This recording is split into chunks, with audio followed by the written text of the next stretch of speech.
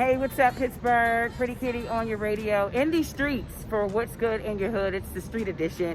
We're on the streets because I was intrigued by a mural that I read online and also watched on the news from a Pittsburgher who's also an artist. And she has a strong message for the Pittsburgh community.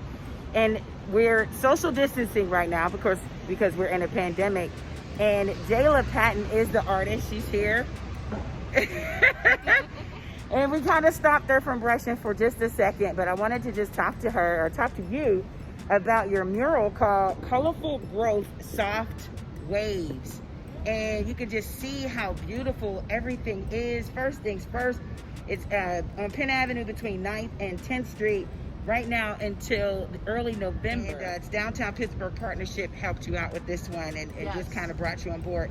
And you were quoted as saying that the mural is to bring color to downtown Pittsburgh. With that, you can interpret so many different things. Being a Pittsburgher, being a black Pittsburgher, you can interpret that and say so many things. And of course, as an artist, you would say the message is in the eye of the beholder. Is that how that goes? Yeah, so that's my bigger message. Like whenever you're walking through, like your mood will inform how you're feeling about the colors on any given day. Mm-hmm. But I've had many people ask what my message was with this piece.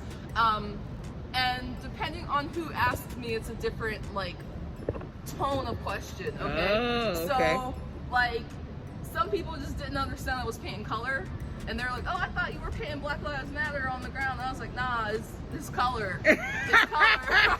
Like, and whenever, depending on the person that would come through and if they were receptive to the message, I would sit and explain to them like the figures that we're painting represent humans coming together, and usually when humans come together, it's not always a good thing, mm-hmm, you know? So the colors coming through, it's starting off like with earth tones and it gets into the oranges and the reds that may be considered destructive colors. These figures represent people, mm-hmm, and you may think that they're eyes, which is like, that's an awesome idea because in my art style I like painting eyes and like all kinds of like weird figures. Okay. Another woman thought they were octopi, but they represent growing leaves. So if you've ever plucked off a leaf from a plant, from a succulent, they grow new plants from that single leaf. Okay. So that's how I think of humans, like pluck one off and grow another one. Yeah. Okay.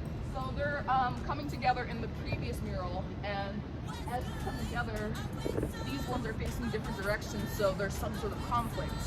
And along these ways, there's some divisiveness. Mm-hmm. So there's separation in their humanity, okay? Mm-hmm. And through each of the murals, there are different mini messages that are about coming together and falling apart. Okay. But at the beginning and the end, it ends with the color green and blue, like nice calming earth colors.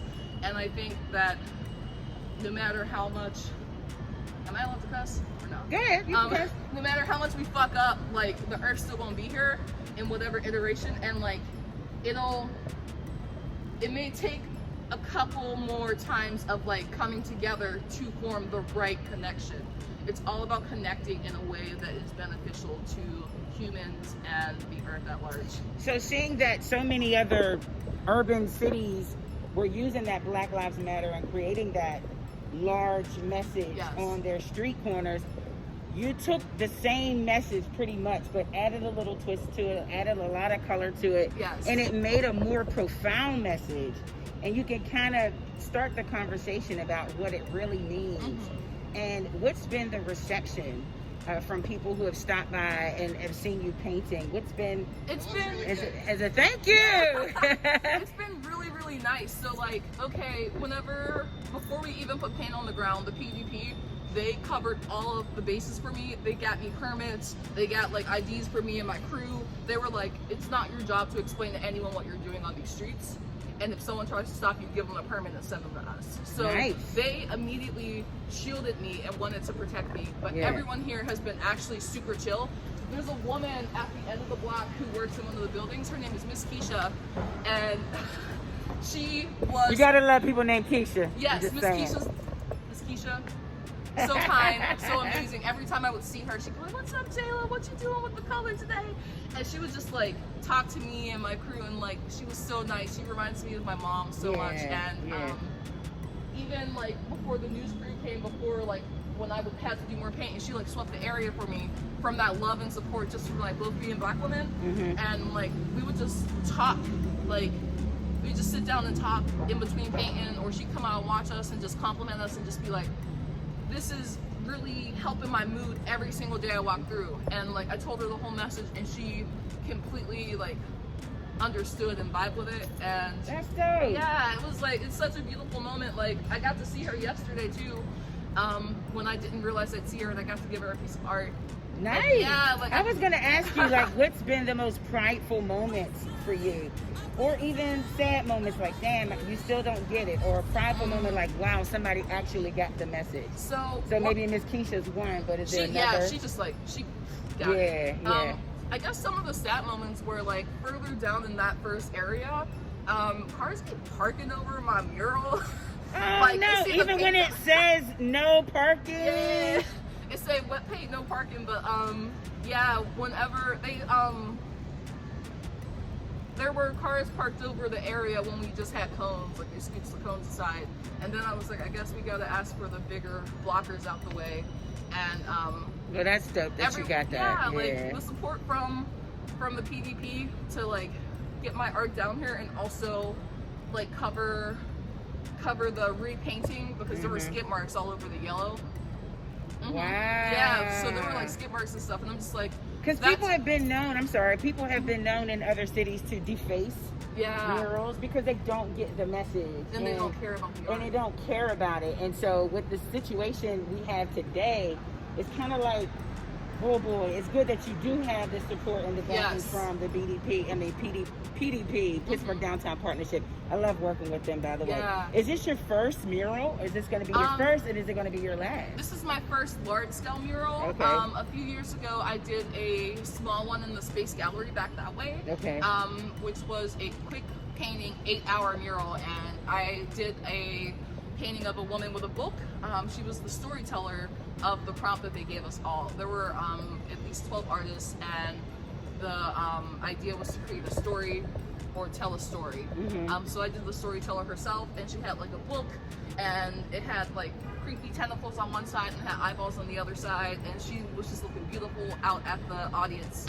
The culmination of learning all of those years and what kind of thing I wanted to put down on asphalt, because I learned from that one mural, it's really hard painting figures when the paint that you use doesn't blend the same way as like watercolor or using the computer. Like, it's all different. It's a whole different beast. Would you say that you are an example of what is to come once people stop arguing and start listening for young people? Would you say that you are example? A lot of people don't want to hold that pressure, don't want to put a title on it. Would you say that you would accept that if you did? If it came to that, I'm a teacher, so I don't mind stepping back and letting younger people handle stuff. Okay. Like I always tell my students who make art, who think I'm like the god of art, I'm like, nah, I'm gonna be gone one day. You better come for my throne and come for this art and like do better than us. That's what the process is. It's an iterative process where we try and do better each time. And that's what this mural at large represents. It's like, no matter how many times you walk through, it might look the same, but like something different happens each time in your brain, in your mood. Yeah. All right. Well, we're not gonna take too much of your time because I know you have to finish. How can we shout you out? Instagram, Facebook. I know you and we talk to each other on Instagram. Yeah. But give us all the deets. Feel free to follow me at jpatton_pending on Instagram. I also have a website, jaylapatton.com, and on that website is a link to my Etsy store. So I make all kinds of pins and prints and stuff. And yeah. All right, my name is Jayla Patton. This is my mural, Colorful Grove Soft Waves. Come check it out between 9th and 10th on Penn, and that's what's good in your hood.